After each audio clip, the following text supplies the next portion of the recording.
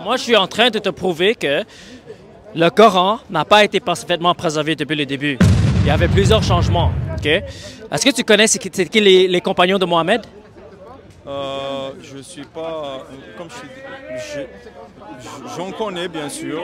Alors, Mohammed a dit qu'il y a certains de ses compagnons qui sont des experts dans la récitation du Coran. Il a dit que Ibn Mas'ud et Ubay ibn Ka'b, c'était deux des personnes qui étaient les personnes qui récitaient le Coran le mieux.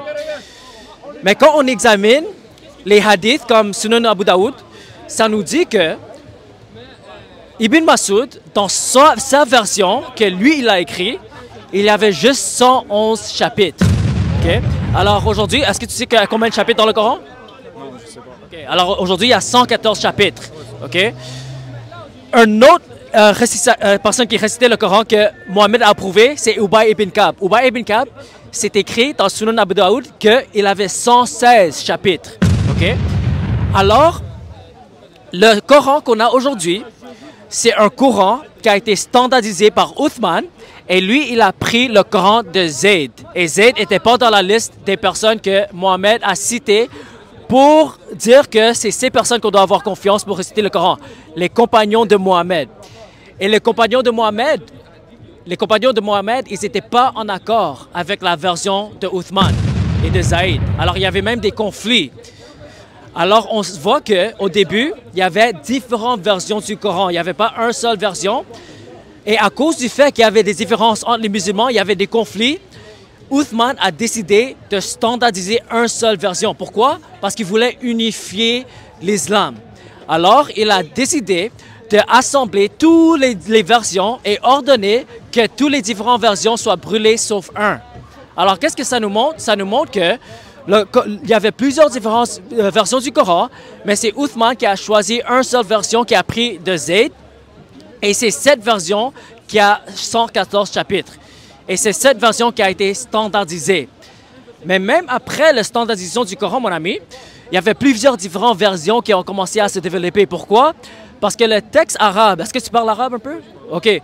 Le texte arabe, au début, c'était juste des consonnes. Il n'y avait pas de voyelles, il n'y avait pas de points diacritiques. Alors, les personnes pouvaient manipuler la fluidité du texte pour avoir différentes récitations, différentes manières de réciter le Coran qui changent non seulement la prononciation, mais même le sens du texte.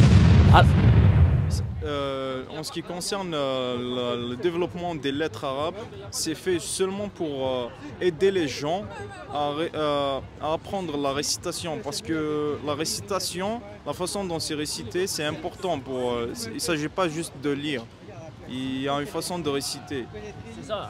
Alors, on sait historiquement que le Coran au début, c'était juste des consonnes. Okay? Alors aujourd'hui, c'est pas la même que le Coran au début. Parce que le Coran ancien, il y a presque personne qui est capable de le lire parce que c'est tellement fluide, tu vois. C'est juste des consonnes. Alors, si tu n'as pas de points diacritiques sur les lettres ou tu n'as pas de voyelles sur les lettres, c'est très difficile à interpréter et tu peux l'interpréter dans différentes manières. C'est pour ça qu'il fallait ajouter des voyelles et des points diacritiques, mais il y avait pas juste une seule version. Même avec les voyelles et les points diacritiques, il y avait plusieurs différentes versions qui ont commencé à se développer.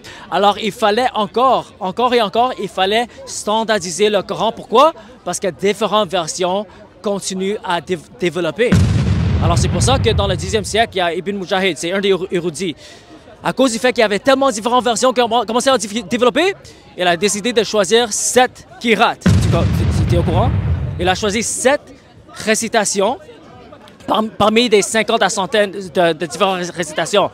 Alors, qu'est-ce que ça nous montre? Ça nous montre que le Coran, la transmission du Coran, c'est un texte contrôlé par les puissances politiques. Parce que c'est pas Dieu qui protège le Coran, c'est les puissances politiques qui font tout ce qu'ils peuvent pour forcer la transmission du Coran pour que ça reste intact. C'est pour ça que le Coran, aujourd'hui, on peut dire, comme si on compare avec différents textes, c'est vrai que la transmission est quand même bien, mais ce n'est pas parfait. Et selon l'histoire du Coran, il n'y avait pas juste une seule version depuis le début. Il y avait plusieurs différentes versions qui ont développé. Et durant l'histoire du Coran, les musulmans, les puissances politiques qui ont le contrôle sur le texte, il fallait standardiser le texte encore et encore. Alors le Coran qu'on a aujourd'hui, c'est le Coran qui a été pris de un dialecte, le Hafs. Okay? Ça, c'était en 1924. On a fait une autre standardisation. Parmi tous les différents dialectes, on a choisi une version. Alors aujourd'hui, la version la plus populaire, c'est le Hafs et il y a le Warsh. Alors ça, c'est les deux versions plus populaires, mais on peut même trouver d'autres parce qu'il y a encore plusieurs qui sont même accessibles aujourd'hui. Mais le Coran qu'on trouve aujourd'hui, c'est un Coran othmanique. Okay? C'est un Coran qui a été standardisé par Uthman quand il a brûlé toutes les autres versions. Et c'est un Coran qui a été standardisé plusieurs fois durant l'histoire du Coran à cause du fait qu'il y avait plusieurs différentes versions qui ont commencé à se développer. Plusieurs différents dialectes. Et les dialectes qui sont différents, c'est pas juste la prononciation qui est différente. Il y a les mots et il y a les sens. Alors cette affirmation, mon ami, que le Coran n'a jamais été changé, malheureusement, peut facilement être désapprouvé. Alors, ce n'est pas un argument qui peut me convaincre que le Coran vient de Dieu.